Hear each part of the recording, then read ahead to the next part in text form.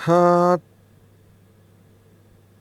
तो स्वागत है आपका पार्ट 3 में, जिसके अंदर हम डील करने जा रहे हैं इंड एस 37 को। तो इंड एस 37 के अंदर हम बात करने वाले हैं कि कोरोना वायरस की वजह से इंड एस 37 में क्या क्या इफेक्ट्स हैं, तो हम उनको भी जरा पढ़ लें और उनसे संबंधित मुद्दों को भी डील कर लें। ठीक है,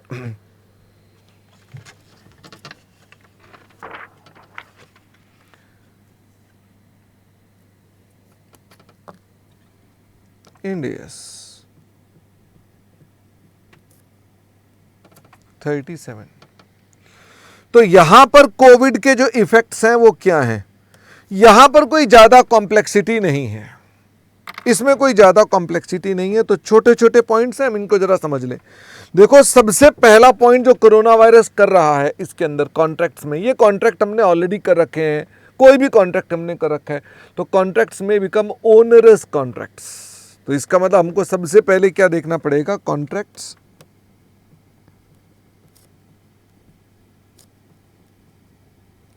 may become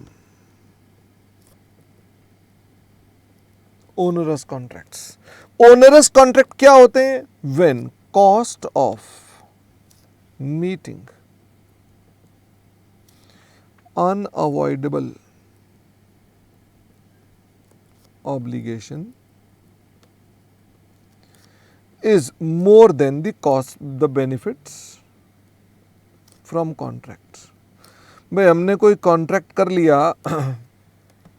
वो कॉन्ट्रैक्ट हो गया हमारे पास ओनरस। मैं बताता हूँ जैसे क्या हुआ। हम लोगों ने कोरोना वायरस से पहले कॉन्ट्रैक्ट किया अमर उजाला के साथ, जिसके अंदर हमने उनसे कहा कि साहब, हम आपके लिए कुछ सर्विसेज देंगे, आप हमें उसका रेवेन्यू दे देना, हम उनके लिए कुछ काम करेंगे। कॉन्ट्रैक्ट कर लिया। अब हुआ क्या, उसके अंदर कोरोना वायरस के बाद वो जो सर्विसेज थी, हमें लगा कि भाई ये हमारे बस की तो नहीं है सर्विसेज दे पानी, क्योंकि उसके अंदर हमारे पास कोरोना वायरस ने हमारे सभी सेंटर्स को अचानक रोक दिया काम करने से। तो हम वो कॉन्ट्रैक्ट के अंदर ऑब्लिगेशन, अब अगर मैं उस कॉन्ट्रैक्ट में जो लिखा है कि मेरे को अपनी उनको 150 सेंटर्स पर मुझे जगह प्रोवाइड करनी है, तो मैं प्रोवाइड ही नहीं कर सकता। मेरे अपने सेंटर बंद हुए पड़े हैं, तो मैं उनके लिए जगह कहाँ से प्रोवाइड करूँ? और अगर मैं करता हूँ तो मुझे उसकी कॉस्ट ऑफ प्रोवाइडिंग जो सर्विसेज है, वो अनअवॉइडेबल कॉस्ट, उस कॉन्ट्रैक्ट को पूरा करने की जो कॉस्ट है बहुत ज़्यादा होगी, और उसके बदले में मुझे जो बेनिफिट मिलना है वो नहीं मिलेगा उतना। क्योंकि रियल में मेरे को तो जब मैंने कॉन्ट्रैक्ट किया था तो ये लगता था कि हमारी सीए की क्लासेस चलती हैं, उन्हीं प्रोवाइजेस पर हम अपने पास उनकी क्लासेस भी चलाएंगे। तो अब हुआ क्या, ड्यू टू कोरोना वायरस वो कॉन्ट्रैक्ट बन गया ओनरस कॉन्ट्रैक्ट। तो आप कहेंगे सर ये 115 में कवर नहीं हो। 115 में ओनरस नहीं है ना, 115 में तो मैं सर्विसेज दे रहा हूं, रेवेन्यू रिकॉर्ड कर रहा हूं। ये तो आ गया भाई साहब, उसमें भी एक पॉइंट आता है, उसमें आता है कि अगर मेरा कस्टमर ओनरस हो जाए, कहता मैं नहीं काम करना चाहता, भाई मेरी इंटेंशन नहीं है, वो ऑलरेडी 115 नंबर में डिस्कस कर दिया। अब मेरी इंटेंशन बदल गई, मैं काम नहीं करना चाहता, मैं उसको सर्विसेज नहीं देना चाहता, तो वो 37 नंबर में आएगा, क्योंकि मैं ही काम नहीं करना चाहता।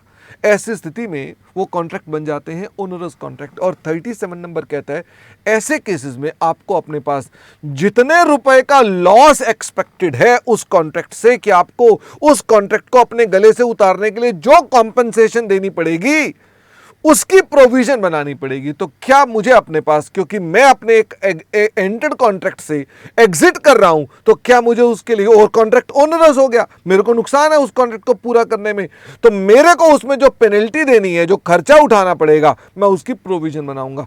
तो अब हमारा कोविड की वजह से इफेक्ट ये आया है, बड़े सारे कॉन्ट्रैक्ट जो अदरवाइज नॉर्मल थे वो अचानक ओनरस बन गए हैं।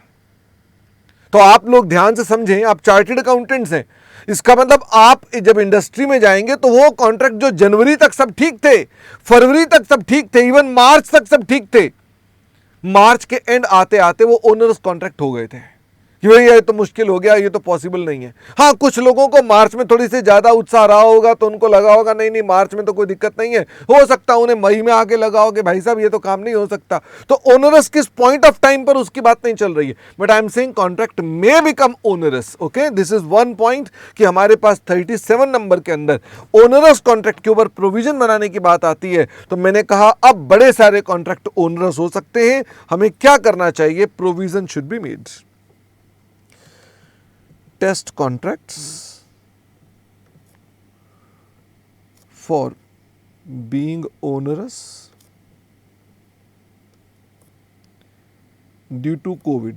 भाई कोविड ने बड़े सारे कॉन्ट्रैक्ट ओनरस बना दिए होंगे, मेक प्रोविजंस। हमको उसके लिए क्या करना पड़ेगा, हमें उसके लिए अपने पास प्रोविजन बनानी पड़ेगी अपने पास, ठीक है ना। अगर आप किसी कॉन्ट्रैक्ट को ओनर्स है कि नहीं है ये आप आइडेंटिफाई नहीं कर पा रहे, 31 मार्च को हम नहीं आइडेंटिफाई कर पा रहे कि ये कॉन्ट्रैक्ट ओनरस है कि नहीं है, the fact has to be disclosed. तो लिखें इफ मैनेजमेंट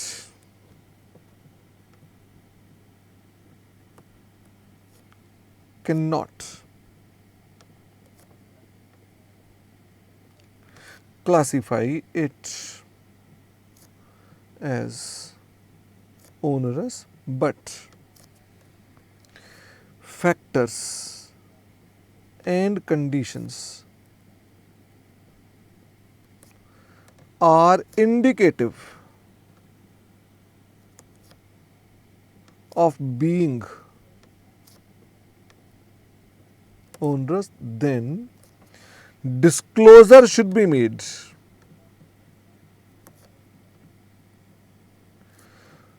भाई कोई जरूरी थोड़ा ना है कि आप क्लियर कट आइडेंटिफाई कर ही लेंगे कि वो ओनरस है। आपको लग रहा है कि इंडिकेट तो हो रहा है ओनरस, लेकिन आपको लग रहा है कि नहीं भी मैं इसको क्लासिफाई नहीं कर सकता ओनरस, अभी मुझे और देखना है, हो सकता है लॉकडाउन खुल जाए, सब चीजें ठीक हो जाए, तो ऐसे में आपको डिस्क्लोजर करना जरूरी है। एक और भी बात आती है, दूसरी बात आती है, अगर हमारे पास कोई इंश्योरेंस के क्लेम्स हैं, तो इंश्योरेंस के क्लेम्स हमने रिकवर करने हैं, कॉन्टिंजेंट एसेट्स, इंश्योरेंस के क्लेम हमने रिकवर करने हैं।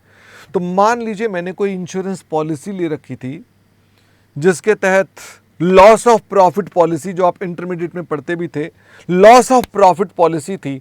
भाई अगर मान लीजिए कोई भी समस्या आ गई और मेरा धंधा चौपट हो गया, तो मैंने इंश्योरेंस करा रखा था, मेरा प्रॉफिट मुझे पक्का मिलेगा। तो जब कोरोना वायरस आया तो मुझे सब लोगों ने कहा भाई साहब ये तो बड़ी दिक्कत हो जाएगी, अब तो सब पिट जाएगा, अब तो धंधा पिट जाएगा। मैं बड़ा बेफिक्र हूं, मैंने कहा कोई दिक्कत नहीं है, मैंने इंश्योरेंस पॉलिसी ले रखी है। क्या मैं रेवेन्यू रिकॉर्ड कर सकता हूं उसका? क्या मैं उसको अपना प्रॉफिट मान सकता हूं कि इंश्योरेंस क्लेम को मैं अपना रेवेन्यू रिकॉर्ड कर लूं? तो इसको इंड AS 37 डील करता है, जो कहता है ये कॉन्टिंजेंट एसेट्स हैं। कहता है जब ये वर्चुअली सर्टेन हो जाएं कि आपको ये मिलने हैं, तो ये आप इसको रेवेन्यू में रिकॉर्ड करोगे, तो ये अपनी रिकॉग्निशन कर सकते हो, अन्यथा नहीं कर सकते हो। तो आइए हम उसके बारे में भी लिखें, इंश्योरेंस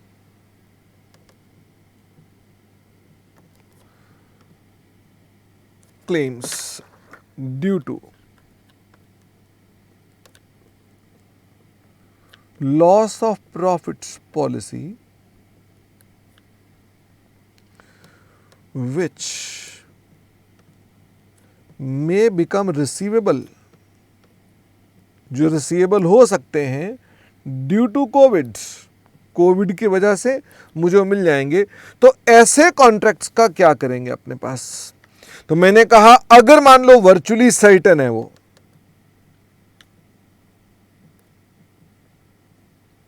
और वर्चुअली सर्टेन कब होता है? जब आपके पास अप्रूवल आ जाती है, अप्रूवल फ्रॉम इंश्योरेंस कंपनी, तो आप उसको अपने पास रिकॉग्नाइज कर सकते हैं, रिकॉग्नाइज इन P&L अकाउंट। आप उसको तब P&L में रिकॉग्नाइज कर सकते हैं। और अगर मान लीजिए ऐसा नहीं है, otherwise these are contingent assets, और जिस साल में ये सर्टेन होंगे उस साल में आप उसका रेवेन्यू रिकॉर्ड करोगे। इसका मतलब जिस साल में आपके पास ये इनकम आएगी उस साल में आप उसको रिकॉर्ड करोगे, उससे पहले रिकॉर्ड नहीं कर सकते हो। आइए और आगे चलें, और मैं पहुंच गया अगले मुद्दे पर। इंड AS 37 में ये सब बातें कर रहा हूं अपने पास में। फ्यूचर में कोई ऑपरेटिंग लॉसेस होने वाले हैं ड्यू टू कोविड। हमें लग रहा है कि भाई हमारे पास क्योंकि लॉकडाउन चल रहा है, तो हमें लग रहा है भाई साहब फिक्स्ड कॉस्ट ज़्यादा होगी, रेवेन्यू तो आ नहीं रहा, पता नहीं कब चीज़ें खुलेंगी कब नहीं खुलेंगी, तो I am expecting loss in my company, can I make provision for such loss? The answer is no. ये सब बातें क्लास में कर रखी हैं कि आने वाले लॉसेस की प्रोविजन नहीं बनाई जाती है, ओनरस कॉन्ट्रैक्ट की बनाई जाती है। जहां पर आप बंधे हुए हैं वैसे ही नॉर्मल ऑपरेटिंग लॉस होगा, धंधे में लॉस होगा, तो आप उसकी प्रोविजन नहीं बनाओगे। ओके, तो लिखें प्रोविजन इज नॉट रिक्वायर्ड या provision is not made for operating losses expected in future. Future में जो आपको लॉसेस आएंगे उसके लिए आप अपने पास कभी भी प्रोविजन नहीं बनाएंगे। अब आती है एक अंतिम बात और भी आपके साथ, वो आती है इन रिलेशन टू रीस्ट्रक्चरिंग। अगर आपको पता हो तो कोरोना वायरस के पीरियड के अंदर चूंकि बहुत सारी घटनाएं घटित हुई, एक्विजिशंस हो रहे हैं, मर्जर्स हो रहे हैं, रीस्ट्रक्चरिंग हो रही हैं, कुछ कंपनियां अपनी डिविजन्स को बंद कर रही हैं, कोई कंपनियां अपनी डिविजन्स को सेल कर रही हैं, कोई कंपनियां पूरी तरह से अमेलगेमेट हो रही हैं, कोई वाइंड अप हो रही हैं, अलग अलग तरह की रीस्ट्रक्चरिंग हो रही है। मैं उनमें बात कर रहा हूं कि अगर कोई कंपनी रीस्ट्रक्चरिंग कर रही है किसी भी तरह की, अगर कोई कंपनी रीस्ट्रक्चरिंग कर रही है, सरलता के लिए उस रीस्ट्रक्चरिंग का एक एग्जांपल ले लेते हैं कि वो अपनी एक डिवीजन बंद कर रही है, वो उसको लग रहा है कि नहीं भाई मैं ये डिवीजन को क्लोज कर देती हूं, ये भी रीस्ट्रक्चरिंग है। क्या उस डिवीजन को बंद करने पे होने वाले लॉसेस की प्रोविजन बन सकती है? इसे बोलते थे हम अपने पास इंडियस 37 में प्रोविजन फॉर रीस्ट्रक्चरिंग। तो क्या ये प्रोविजन फॉर रीस्ट्रक्चरिंग बना सकते हैं? तो इसका जवाब हम ऑलरेडी 37 में देते थे कि दो बातें देखी जाती हैं। एक तो क्या कंपनी ने डिटेल्ड प्लान बना लिया, इसका डिटेल्ड प्लान बना लिया है कि मैं रीस्ट्रक्चर क्या करने जा रही हूं, और नंबर दो, क्या कंपनी ने वैलिड एक्सपेक्टेशन रेज कर दी है इन द माइंड्स ऑफ जो अफेक्टेड पार्टीज हैं, जैसे पब्लिकली अनाउंसमेंट कर दी हो कि साहब हम इसको बंद कर रहे हैं। अगर मान लीजिए हमने डिटेल्ड प्लान भी बना लिया है तथा उसकी मैंने अनाउंसमेंट भी कर दी है, ध्यान देना ये दोनों बातें कब तक होनी चाहिए? 31 मार्च तक होनी चाहिए। अगर 31 मार्च तक ये दोनों बातें, डेट ऑफ रिपोर्टिंग तक ये दोनों बातें हो जाती हैं तो आप प्रोविजन बना सकते हैं। अब बारी आती है कोरोना वायरस की। तो हुआ क्या, एक कंपनी कोरोना वायरस की वजह से रीस्ट्रक्चरिंग प्लान कर रही है। कब प्लान कर रही है? मान लेते हैं अभी जुलाई अगस्त में प्लान कर रही है। वो कह रही है मैं रीस्ट्रक्चरिंग करूंगी। तो क्या वो 31 मार्च के अकाउंट्स अगर उसके अप्रूव नहीं हुए तो वहां ये प्रोविजन बना सकती है? द आंसर इज नो, वहां नहीं बना सकती। जिन कंपनियों ने 31 मार्च से पहले ही रीस्ट्रक्चरिंग, कोरोना, बड़ी कंपनियां दूरदृष्टि वाली थी, कोई हो सकता है कंपनी उसने 31 मार्च से पहले ही, जैसे ही मोदी साहब ने कहा लॉकडाउन हो रहा है, उसने रीस्ट्रक्चरिंग बनाई और अपने 5 दिन में अनाउंस कर दिया भाई साहब मैं ये कंपनी का ये डिवीजन बंद कर रही हूं। तो डिटेल्ड प्लान भी बन गया और साथ में अनाउंसमेंट भी हो गई, दोनों बातें पूरी हो गई। आप अपने पास प्रोविजन 31 मार्च 2020 को बना सकते हो। लेकिन अगर रिपोर्टिंग डेट तक इन दोनों में से कोई भी शर्त पूरी नहीं हुई, आपने प्लान तो बना दिया, अनाउंसमेंट नहीं की, आपने अगले साल में आके अनाउंसमेंट की, तो फिर वो अगले साल प्रोविजन बना सकते हो, पिछले साल नहीं बना सकते हो। ये बात भी हमारे पास थी, तो मैंने कहा पता होना चाहिए कि अगर कोई पूछे कि provision for restructuring corona virus के अंदर कैसे बनेंगी, तो मैंने उसको साथ में कनेक्ट करके दे दिया। आइए इसको हल्का सा लिख ले। तो लिखें restructuring provision for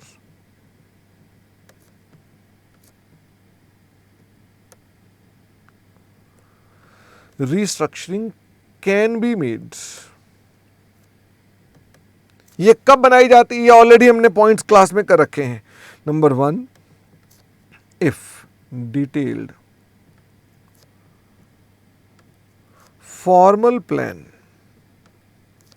has been made. भाई हमने क्लियर कट बता दिया फॉर्मल प्लान में क्या बंद कर रहे हैं।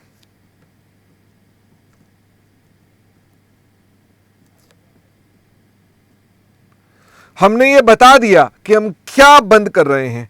एंड दूसरी condition, evidence of implementation is available before end of reporting period. तो ध्यान दें, रिपोर्टिंग पीरियड के एंड से पहले ही आपके पास कोई एविडेंस है कि आप उस प्लान को इंप्लीमेंट कर रहे हैं। जैसे मैंने आपसे कहा, जैसे आप अपने पास क्या कर सकते हैं, बाय सेल ऑफ एसेट, आपने सेल का एग्रीमेंट कर डाला, और मेकिंग अनाउंसमेंट, या आपने उसकी अनाउंसमेंट कर डाली, कुछ ना कुछ आपने कर डाला, ऐसे केसेस में प्रोविजन बन सकती है।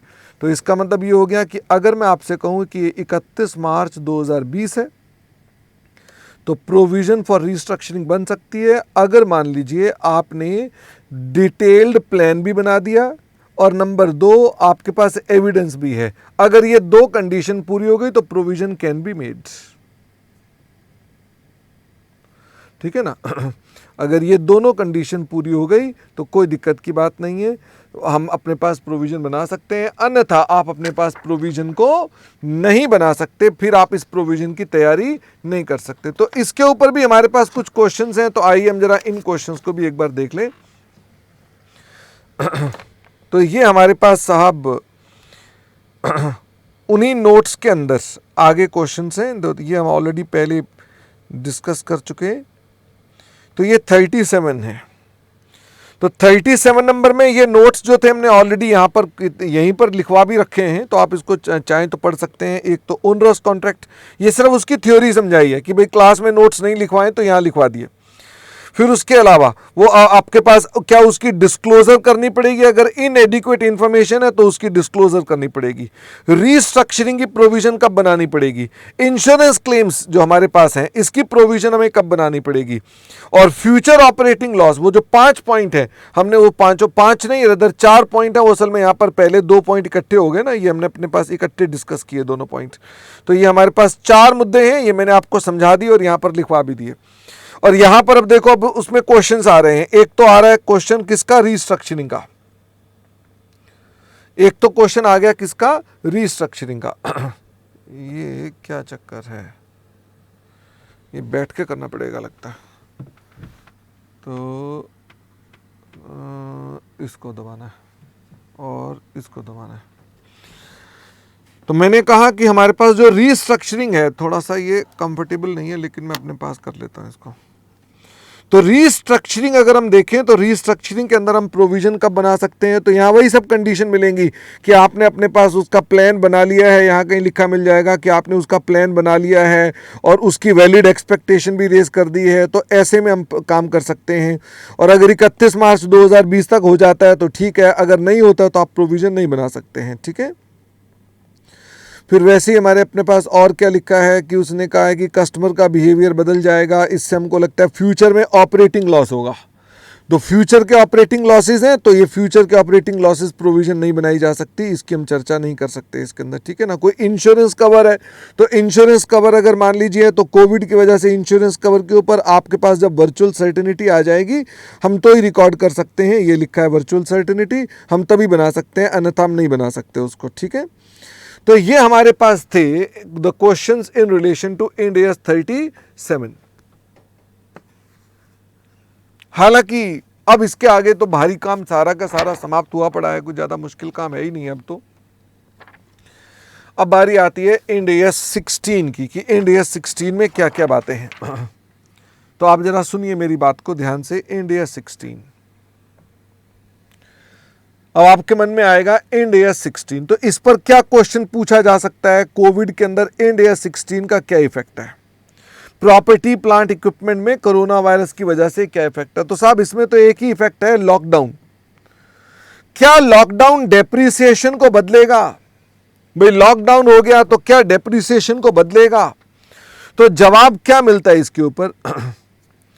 भाई एक बात बताओ, डेप्शन हम स्टार्ट कहां से करते हैं, डेप्शन हम स्टार्ट करते हैं when asset is available for use, और डेप्रिसिएशन को हम एंड कब करते हैं, जब वो हमारा asset is classified as held for sale या डी रिकॉग्नाइज्ड। लॉकडाउन उसके बीच में, क्योंकि अवेलेबल फॉर यूज था और हेल्ड फॉर सेल से पहले था, लॉकडाउन हो गया। अब बताओ क्या डेप्रिसिएशन लगेगी? The answer is yes, depreciation continues. यानी लॉकडाउन में भी डेप्रिसिएशन लगती रहेगी, उसको आपने रोकना नहीं है। हां, इसमें एक पॉइंट आता है, कई केसेस में हम डेप्रिसिएशन लगाते हैं नंबर ऑफ यूनिट्स प्रोड्यूस्ड के बेसिस पर। भाई स्ट्रेट लाइन मेथड नहीं लगाते, WDV नहीं लगाते, हम लगाते हैं on the basis of number of units produced. वहां पर डेप्रिसिएशन ऑटोमेटिकली लॉकडाउन में जीरो हो जाएगी, क्योंकि आप यूनिट प्रोड्यूस जीरो कर रहे होंगे। तो ये मत कहो सर हमने डेप्रिसिएशन नहीं लगाई, हमने डेप्शन लगाई, उसका अमाउंट जीरो आ गया। तो डेप्रिसिएशन लगनी जरूरी है, बट डेप्रिसिएशन में बिकम जीरो अगर आप डेप्रिसिएशन किस पर बेस लगा रहे हैं? आप लगा रहे हैं on the basis of number of units produced के बेसिस पर।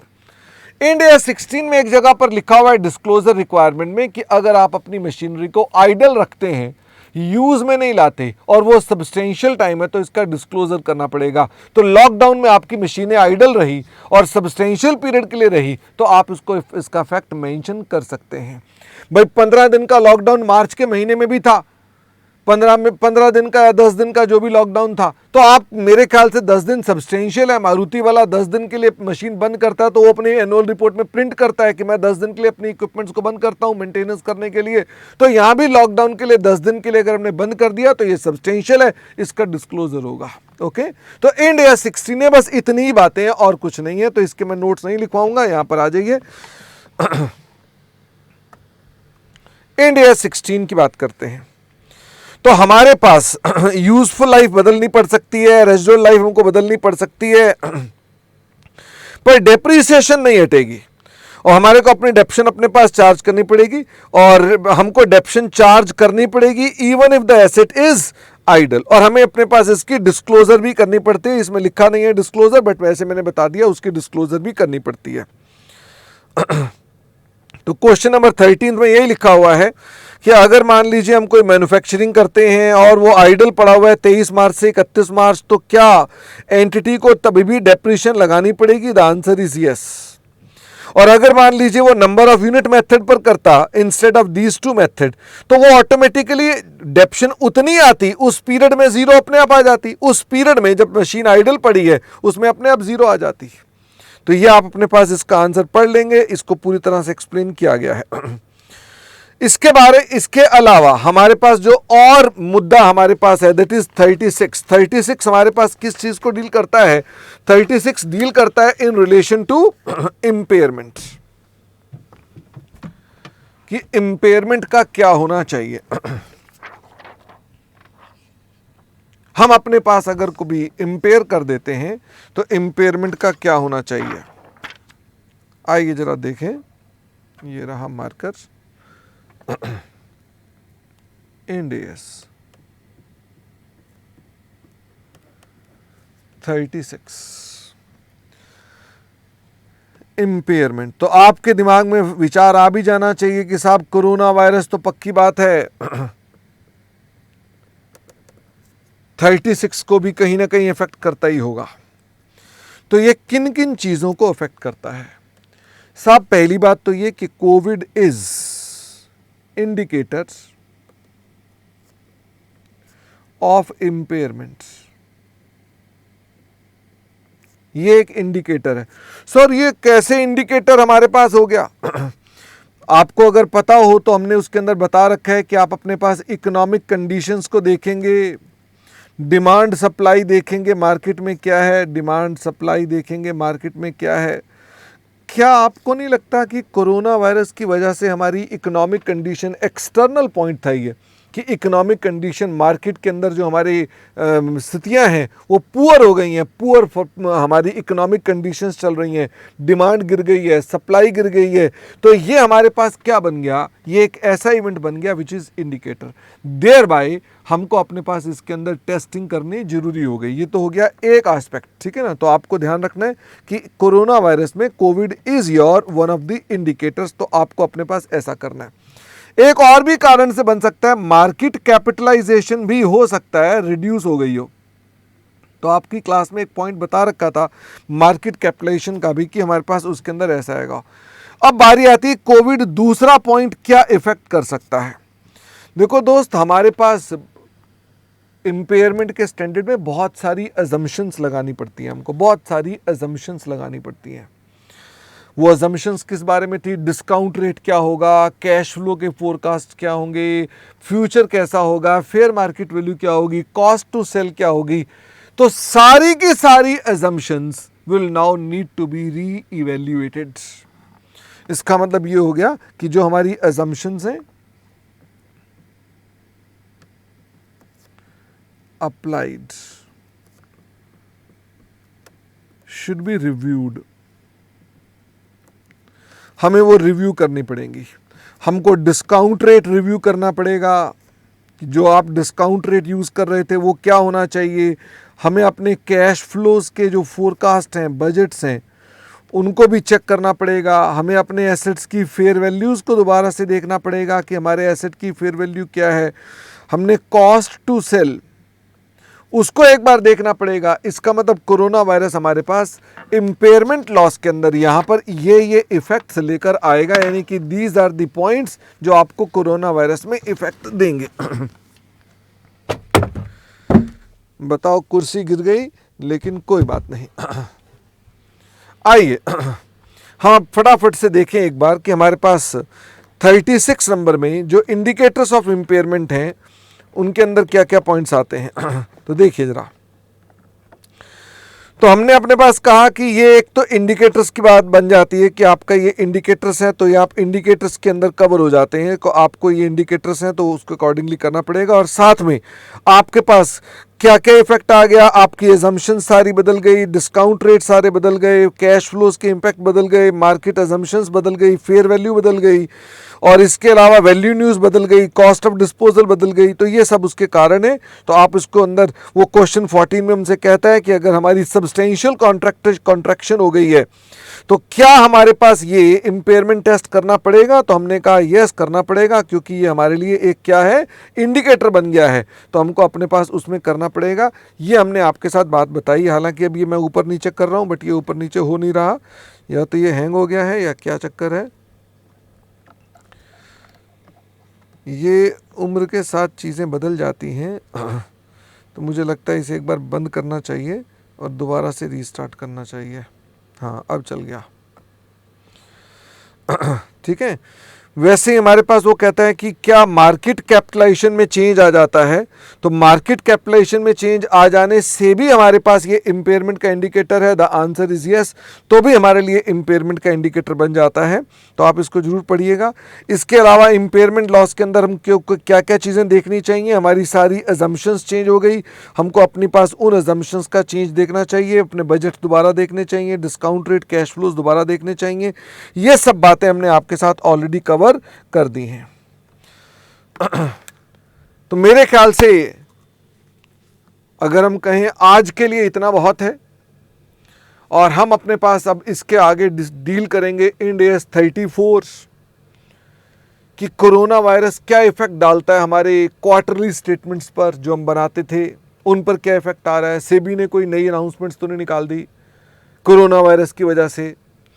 फिर इसके बाद अलावा हम पढ़ेंगे इंड AS 1, 34 और 1 हम इकट्ठे ही देखते हैं, जिसके अंदर हम बताएंगे कि गोइंग कंसर्न अजम्पशन का कोई चक्कर तो नहीं पड़ गया इसके अंदर कि गोइंग कंसर्न अजम्पशन का हो सकता है बदल गई हो। सब्सीक्वेंट इवेंट्स जो हमारे पास इंड AS 10 है वो समझेंगे। ब्रीच ऑफ कोविडेंस लोन के अंदर अगर कोई इफेक्ट आ जाते हैं तो वो पढ़ेंगे। सॉफ्टवेयर्स जो आप अपने पास बना रहे थे वो रुक गए हैं, उनका क्या होगा। वैक्सीनेशन जो आप दवाइयाँ बना रहे हो उनके अंदर कुछ आप फॉर्मुलेशंस बना रहे हो, उनके लिए आपके पास कोई बदल जाती है। अब आजकल तो आप जानते हैं बड़ी सारी वैक्सीन्स बन रही हैं, तो ये कोरोना वायरस में जो बड़ी सारी वैक्सीन्स बना रही हैं कंपनियां, उनके लिए उनके जो फॉर्मूले हैं वो उनके लिए एक एसेट हैं कि नहीं है। ये सब बातें हम अगली क्लास के अंदर आपके साथ प्री डिस्कस करेंगे। आई प्रोबेबली बिलीव कि अगली क्लास में हमारे पास ये मुद्दा कंप्लीट हो जाएगा। अगले पार्ट में इसको कंप्लीट कर देंगे हम अपने पास, और बस इतना सा ही पाठ करके जाना है। तो उससे आपको कोई ये मन से संतुष्टि होगी कि कोरोना वायरस से अगर कोई सवाल आता है तो हम लोग डील कर सकते हैं। ठीक है, तो मैं आज की क्लास को यहीं समाप्त कर रहा हूं। Thank you very much, bye bye.